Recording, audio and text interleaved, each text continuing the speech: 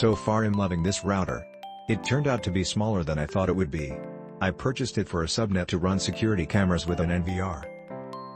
So far it's been a great router. It's running router OS and the admin panel is more complex than a standard router you'd get from your ISP, which I love. It seems to have a ton of monitoring and configuration options. As a tech enthusiast but a noob with routeros, this will be a fun learning experience. Nice little router and quick setup for basic features. You can use a fiber SFP for internet-only service if your ISP doesn't offer TV and phone over the same fiber. If you have a NONT, then you can't plug the fiber directly into the router.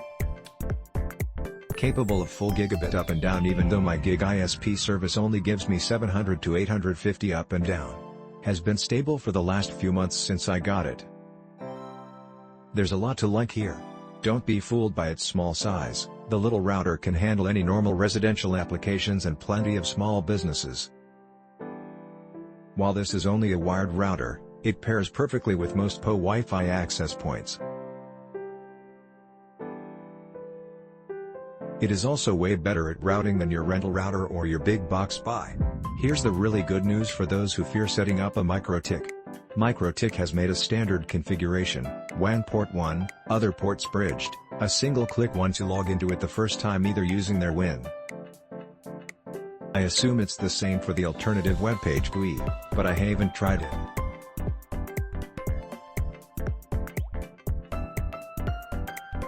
The only thing this default configuration does not do is enable PO output on port 5, which is easy to do from the interface tab. I really like the PO output on port 5 either by passing it through with or using the supplied power supply, for passive PO.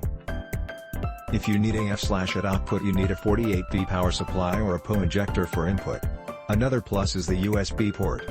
The fiber port is a nice plus too. This hardware is very similar to an Ubiquiti Edge router ERX, same CPU and memory.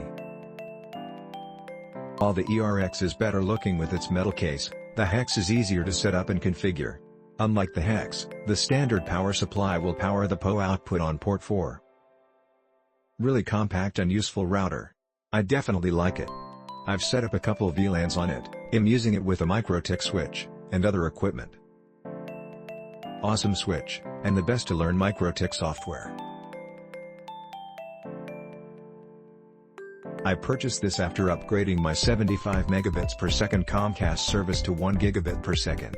My SonicWall NSA220 could not handle the 1 gigabit per second throughput. Was getting around 250 megabits per second max with the SonicWall. So I went on a venture to find a cheap solution. The Comcast cable modem rental box that was given was very basic. I could not change DNS, etc., so I returned the Comcast monthly rental. Purchased my own Ares SB8200 DOCSIS 3.1 cable modem, and this MikroTik gigabit router. Worked like a charm. I now have gigabit speeds, and no longer paying Comcast monthly rental fees to service my Comcast modem. I suspect I will recoup all my cost in 1.5 years. PROS, cheaper than a SonicWall TZ500, MSRP $1,200, did I mention how inexpensive?